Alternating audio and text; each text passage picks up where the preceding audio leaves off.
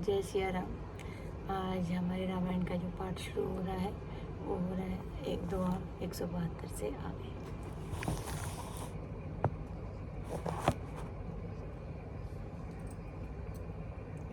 सोचिए गृह जो मोह बस करे कर्म पथ त्याग, सोचिए जति प्रपंच रत विवेक विराग। उस गृहस्थ का सोच करना चाहिए जो मोह वश कर्म मार्ग को त्याग देता है।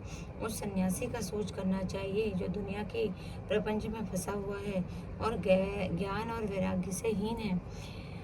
वह खानस सोई सोचे जोगो, तप बिहाई जही भावई भोगो। सोचिए पिसनु अकारण क्रोधी, जननी जनक गुर बंधु विरोधी। वानप्रस्थ वही सोच करने योग्य है जिसको तपस्या छोड़कर भोग अच्छे लगते हैं। सोच उसका करना चाहिए जो चुगलखोर है, बिना ही कारण क्रोध करने वाला है तथा माता पिता गुरु एवं भाई बंधुओं के साथ विरोध रखने वाला है। सब विधि सोचिए परे अपकारी, निज तनु पोषक निर्दय भारी। सोचिनिए सब ही विधि सोई, जो न छाड़ी छलु हरि जन होई। सब प्रकार से उसका सोच करना चाहिए जो दूसरों का अनिष्ट करता है, अपने ही शरीर का पोषण करता है और बड़ा भारी निर्दयी है। और वह तो सभी प्रकार से सोच करने योग्य है जो छल छोड़कर हरि का भक्त नहीं होता। सोचनीय नहीं कौशले राव, भुवन चारि दस प्रगट प्रभाव। भयउ नायहि न अभयउ निहारा, भूप भरत जसे पिता तुम्हारा।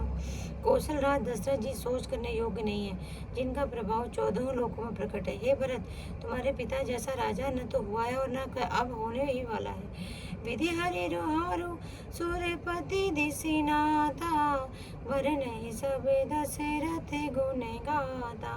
ब्रह्मा विष्णु शिव इंद्र और दिक्पाल सभी दशरथ जी के गुणों की कथाएं कहा करते हैं। कहे होता कही भांति को करे बढ़ाई, तासो राम लखन तुम शत्रुघ्न, सरिस सुवन सुचि जासो। हे तात कहो, उनकी बढ़ाई कोई किस प्रकार करेगा जिनके श्री राम लक्ष्मण तुम और भरत शत्रुघ्न सरीखे पवित्र पुत्र हैं। सभी प्रकार भूपति बड़े भागी, बादि विषादु करियते लागी।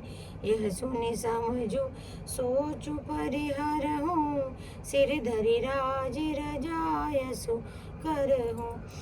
राजा सब प्रकार से भागे थे, उनके लिए विषाद करना व्यर्थ है। यह सुन और समझकर सोच को त्याग दो और राजा की आज्ञा से चढ़ाकर तदनुसार करो। राय राज पद तुम्हें कहूँ दीना, पिता वचन फुरु चाहिए कीना। तजि राम जहि वचन ही लागी, तनु पर हरे राम बिरहागी। राजा ने राजपद तुमको दिया है, पिता का वचन तुम्हें सत्य करना चाहिए। जिन्होंने वचन के लिए श्री रामचंद्र जी को त्याग दिया और राम विरह को की अग्नि में अपने शरीर की आहुति दे दी। निर्भय है वचन प्रिय नहीं प्रिय प्राणा, करहु तात पितु वचन प्रवाना। कर सुशीस धरि भूप रजाई, है तुम कह सब भांति भलाई। राजा को वचन प्रिय थे, प्राण प्रिय नहीं थे, इसलिए तात पिता के वचनों को प्रमाण सत्य करो। राजा की आज्ञा को सिर चढ़ाकर पालन करो, इससे तुम्हारी सब तरह भलाई है। परशुराम पितु आज्ञा राखी, मारी मातु लोक सब साखी। तनय जय जाती है जो बनु दयाओ, पितु आज्ञा अज सुन भयो। परशुराम जी ने पिता की आज्ञा रखी और माता को मार डाला। सब लोग इस बात के साक्षी हैं। राजा यजति ने पुत्र ने पिता की को अपनी जवानी दे दी। पिता की आज्ञा पालन करने से उन्हें पाप और अपयश नहीं हुआ। अनुचित उचित विचार तजी, जे पाले पितु बहन, ते भाजन सुख सुजस के बसे हमारे पति हैं। जो अनुचित और उचित का विचार छोड़कर पिता के वचनों का पालन करते हैं, वे सुख और सुयश के पात्र होकर अंत में इंद्रपुरी में निवास करते हैं। अवसि नरेश वचन फूर कर हूँ, पालहु प्रजा शोक परिहर हूँ। सुरपुर निरपुपाई परितोषु, तुम कहो सुकृत सुजसु नहीं दोषु।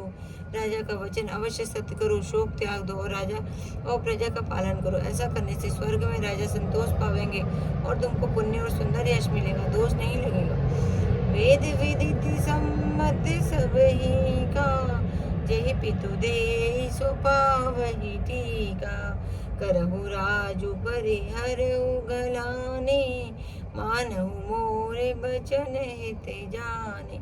यह वेद में प्रसिद्ध है और स्मृति पुराण आदि शास्त्रों के द्वारा सम्मत है कि पिता जिसको दे वही राज तिलक पाता है। इसलिए तुम राज्य करो, ग्लानि का त्याग कर दो, मेरे वचनों को हित समझ कर मानो।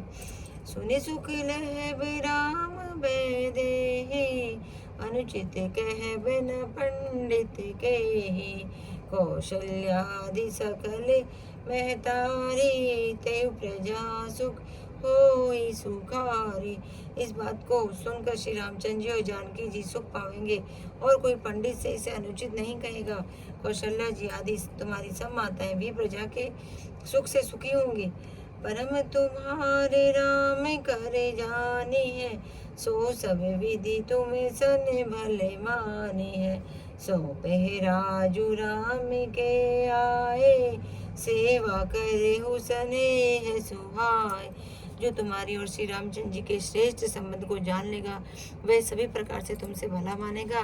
श्री रामचंद्र जी के लौट आने पर राजू ने सौंप देना और सुंदर स्नेह से उनकी सेवा करना। कीजिए गुर आय सुअवसी, कहें सचिव कर जोरी। रघुपति आए उचित जस, तस तब करब बहोरी। जय श्री राम, जय श्री राम, मेरे प्रभु राम, जय श्री राम। आज की कथा यहीं संपन्न।